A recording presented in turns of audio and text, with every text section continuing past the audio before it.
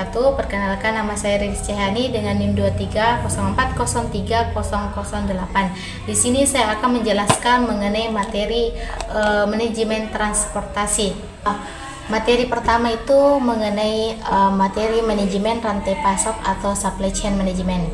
Jadi manajemen rantai pasok ini tuh kayak sistem terintegrasi yang mengatur aliran barang, informasi, dan keuangan yang dimulai dari pemasok bahan baku hingga ke konsumen akhir. Nah, tujuan utamanya yaitu menciptakan efisiensi, ketepatan waktu, kualitas produk, serta kepuasan pelanggan dengan biaya yang optimal. Keberhasilan supply chain management ini bergantung pada koordinasi yang baik antara setiap komponen, mulai dari supplier, produsen, distributor, pengecer, hingga ke konsumen. Nah, teknologi modern seperti ERP, IoT, dan Big Data itu berperan penting dalam memantau logistik, aliran logistik, dan mempercepat pengambilan keputusan. Strategi seperti Lean Supply Chain, Agile Supply Chain, dan Grand Supply Chain itu membantu perusahaan beradaptasi terhadap perubahan pasar dan menjaga keberlanjutan lingkungan. Namun, supply chain management ini menghadapi tantangan seperti ketidakpastian permintaan, gangguan distribusi, dan keterbatasan infrastruktur. Nah, secara keseluruhan, supply chain management ini bukan hanya soal mengirim barang, tetapi tentang membangun jaringan kerjasama yang efisien, responsif, dan berkelanjutan untuk menciptakan nilai tambah bagi pelanggan dan keunggulan kompetitif bagi perusahaan. Contohnya itu kayak perusahaan Toyota yang menggunakan sistem just in time untuk mengurangi penumpukan bahan baku. Kayak JNT, dia itu menerapkan pelacakan real time agar pelanggan itu dapat memantau paket, dan Mi menjaga koordinasi antara pemasok, pabrik, hingga distributor agar produknya itu selalu tersedia di pasar. Terus materi kedua itu mengenai logistik digital dan teknologi 4.0. Nah, logistik digital ini merupakan bagian penting dari transformasi industri yang memanfaatkan teknologi seperti Internet of Things, IoT, AI, Big Data, blockchain, dan robotika untuk mengelola proses logistik itu secara lebih cepat, akurat, sama efisien.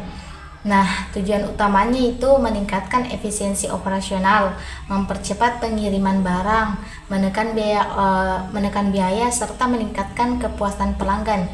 Nah, dengan digitalisasi, setiap tahap rantai pasok itu mulai dari pengadaan, penyimpanan, hingga distribusi dapat dipantau secara real time dan terkoordinasi dengan baik.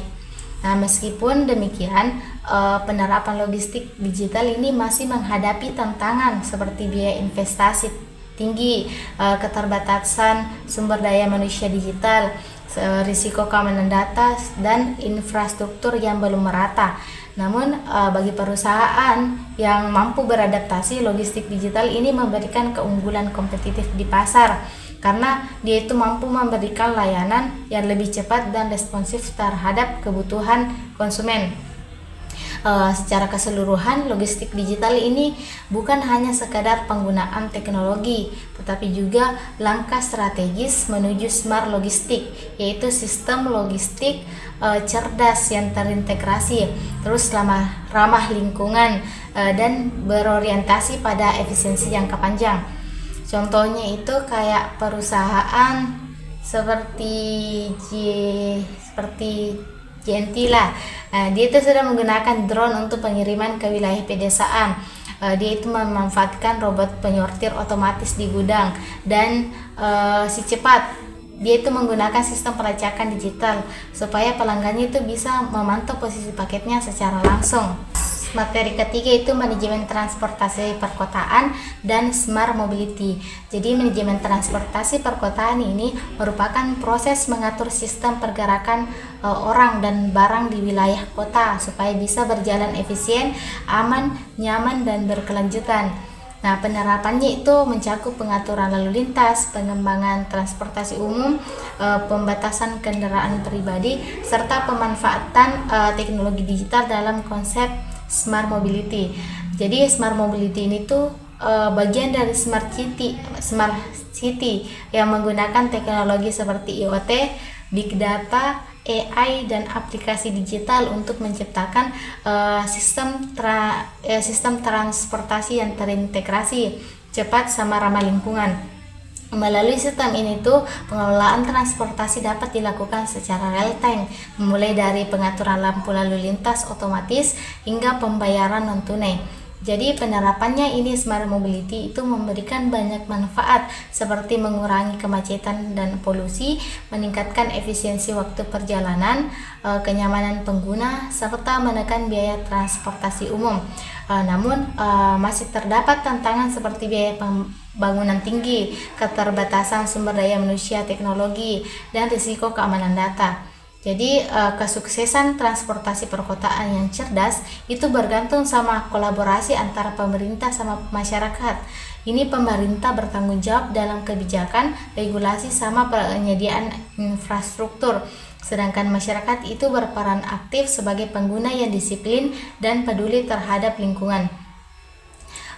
Contohnya kayak di Jakarta. Nah, di Jakarta itu kayak menerapkan Transjakarta dan MRT sebagai transportasi umum terintegrasi. Kayak di Bandung juga dia menggunakan smart light yang berbasis AI untuk mengatur kepadatan jalan. Sedangkan di Surabaya itu kayak mengembangkan bus listrik dan jalur sepeda yang ramah lingkungan. Nah, secara keseluruhan smart mobility ini tuh kayak solusi masa depan transportasi perkotaan yang menggabungkan teknologi, keberlanjutan, dan partisipasi masyarakat untuk menciptakan kota yang lebih cerdas, bersih, dan manusiawi. Materi terakhir yaitu logistik e-commerce dan efisiensi last mile delivery. Jadi pertumbuhan pesat e-commerce itu mendorong perubahan besar dalam sistem logistik, terutama pada tahap last mile delivery yang pengiriman terakhir ke pelanggan. Jadi proses ini tuh menjadi kunci utama dalam menentukan kepuasan dan loyalitas pelanggan. Namun sistem logistik e-commerce ini tuh menghadapi berbagai tantangan seperti volume pesanan yang sangat tinggi, terus keterbatasan infrastruktur transportasi, alamat pelanggan yang tidak akurat, dan terakhir itu biaya operasional yang tinggi terutama pada pengiriman ke wilayah jauh. Untuk mengatasi hal tersebut, perusahaan logistik ini berinovasi dengan teknologi digital seperti sistem optimasi route, GIS atau AI. Nah, dia itu untuk menentukan jalur tercepat. Sedangkan loker pintar dan pick up point dia itu kayak supaya pelanggan bisa mengambil paketnya sendiri, serta otomatisasi robot dan drone yang mempercepat proses sortir dan pengantaran barang. Terus efisiensi logistik digital ini membawa dampak besar bagi bisnis, yaitu kayak meningkatkan kepuasan pelanggan karena pengiriman cepat dan tepat waktu, terus meningkatkan loyalitas pelanggan karena pengalaman belanja yang positif, dan terakhir itu kayak mengurangi biaya pengembalian akibat paket rusak atau hilang. Nah, secara keseluruhan logistik e-commerce ini tuh kayak kombinasi antara kecepatan, teknologi sama pelayanan pelanggan. Jadi perusahaan yang mampu menerapkan itu inovasi digital dengan baik itu akan lebih unggul dalam persaingan pasar karena dia itu mampu memberikan pengalaman pengiriman yang lebih cepat, lebih efisien, dan memuaskan pelanggan. Contohnya itu kayak Shopee Tokopedia sama JNT Express. Dia itu menggunakan sistem pelacakan real time, kayak algoritma rute otomatis, dan robot sortir gudang untuk percepat pengirimannya serta menjaga kepercayaan pelanggan. Mungkin itu saja penjelasan singkat yang dapat saya jelaskan. Kurang dan lebihnya mohon dimaafkan. Billahi taufiq wa hidayah wal irsyad. Wassalamualaikum warahmatullahi wabarakatuh.